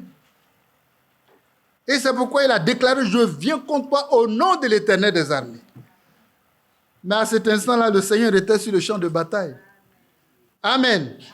Prêt à prendre le caillou de David pour aller finir le travail. C'est pas ce qu'il a fait. Voilà. Le plus grand. Le plus grand. Le plus grand, ce n'est pas l'homme. C'est pourquoi dans notre marche chrétienne, soyons humbles. Là-bas, quand on l'a lu tout le matin, au début, il a dit, il s'est humilié lui-même. Soyons très, très humbles. Parce que nous sommes sur un champ de bataille où le plus grand doit travailler avec moi. Si je prends ce qu'il fait comme pour moi, ça ne marche pas. Je dois lui rendre gloire. C'est lui qui poursuit en moi ses jours. C'est tout. Amen. Le prophète disait une chose qui est importante. Il dit, mais on le voit en public en train de prendre le dessus sur le Philistin. Mais cette victoire-là, elle n'est pas nouvelle. C'est la victoire qu'il a eue dans le secret avec l'ours, avec le lion. Là. C'est la même chose qu'il a répétée. C'est pourquoi le chrétien, il doit être posé. Dans notre vie chrétienne, nous devons être posés. Le Seigneur dit, dans le secret de ta maison. Il dit, rentre dans ta maison. Voyez? Quelle que soit la situation, quel que soit le besoin, alléluia, quel que soit le combat, il ne faut pas le dire à un homme avant de le dire à Dieu. Parce que la solution que tu espères là ne peut pas venir d'un homme. Ça viendra de Dieu lui seul. Il dit, rentre dans ta maison, rentre dans ta maison. D'ailleurs, même ferme la porte. C'est pas ce qui est écrit. On a déjà, on va vers la fin. Ferme la porte. Et reste là, toi seul, dans le secret de ta maison. Le Seigneur te le rendra. Amen. Que Dieu nous aide. On ne sait pas le faire. Quand on a un problème, à gauche, à droite, devant, derrière, on bouge. Oh! Mais arrêtons-nous un jour. Et allons par la foi. Amen. Rentre dans ta maison.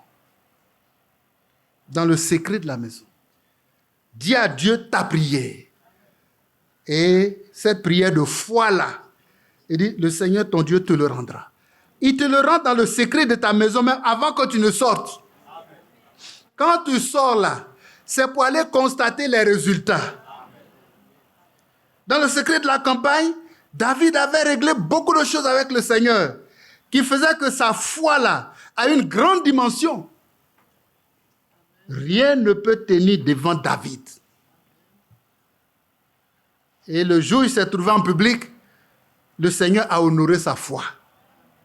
Il n'a pas changé. Que le nom du Seigneur soit loué. Vous voyez qu'on n'a même pas touché le revêtement. On n'a même pas touché le jour. On est au début du revêtement. Parce que pour que le revêtement soit possible, il faut que le plus grand soit là d'abord. Après avoir nettoyé et que le plus grand a pris sa place, le travail sérieux peut commencer. Alléluia. Que son nom soit loué. On va certainement prier. Mais je vais lire juste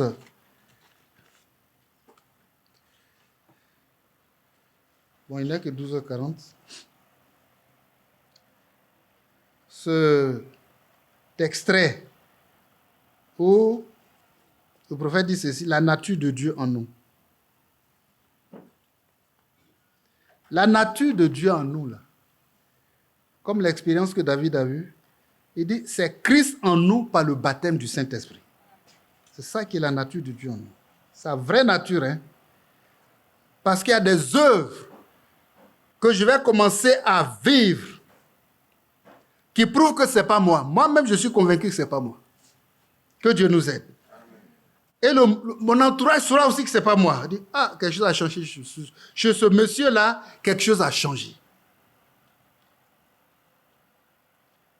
Si vous avez en vous la nature de Dieu, c'est les esprits séducteurs, paragraphe 143. Les esprits séducteurs, paragraphe 143, du 24-7-55. Pour ceux qui font les études et qui prennent des notes. Si vous avez en vous la nature de Dieu, vous vous tournerez vers la sainteté. Amen. Vous vous tournerez vers la sainteté. Et ça, c'est un virage net. Pas de mélange. Il est ici, il est là. Non, non, non, non. Vous vous tournerez vers la sainteté. Lisons. Vous vous tournerez vers le bien. Vous défendrez ce qui est bien. Vous ferez ce qui est bien. Vous penserez ce qui est bien. Vous vivrez selon ce qui est bien. Amen. Si vous êtes un canard, vous aimez l'eau. Si vous êtes un chrétien, vous aimez Christ. Tout simplement parce que Christ habite en vous. Si vous êtes un démon, vous aimez le diable. C'est le chef des démons.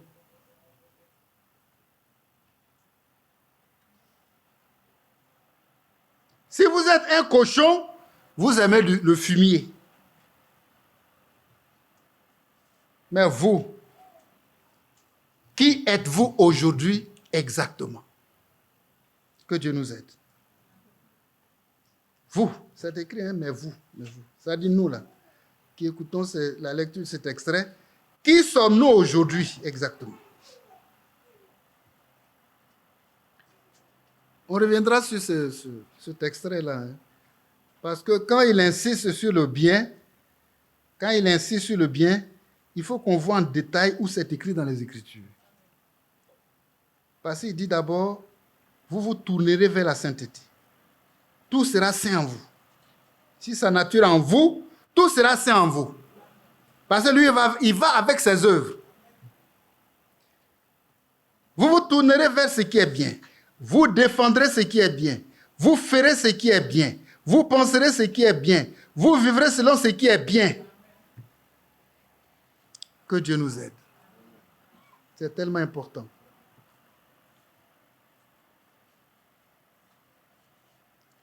Dans ce dernier extrait, à qui irons-nous? À qui irons-nous? 6-06-1960. Eh bien, beaucoup disent, c'est paragraphe 17. Beaucoup disent, j'irai au ciel parce que ma foi me le dit. Je suis membre d'église et ma foi me dit que je suis en ordre. Eh bien, je crois aussi dans la grâce de Dieu. Mais écoutez, peu importe ce qu'est votre foi, vous ne serez pas jugés selon votre foi. Vous serez jugés selon vos œuvres. Selon vos œuvres. Et à votre mort, celle-ci ne change pas votre esprit. On ne change que votre demeure. Elle change seulement votre maison. La mort te prend de la terre pour t'envoyer au ciel, c'est tout. C'est ta demeure qui change, c'est ta maison qui change.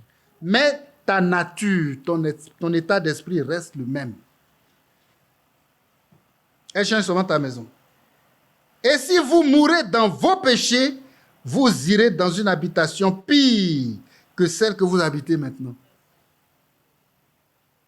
Mais si vous mourrez en Christ, vous serez avec Christ, car il est le chemin.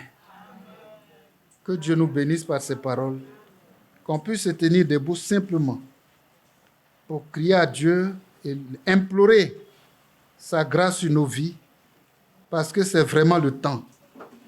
Voyez, nous espérons y parvenir. Quand parviendrons-nous à la statue parfaite de Christ? Frères et sœurs, nous sommes dans ce travail. Perfectionnons-nous, voyez, comme cela convient à des saints. Que son nom soit glorifié.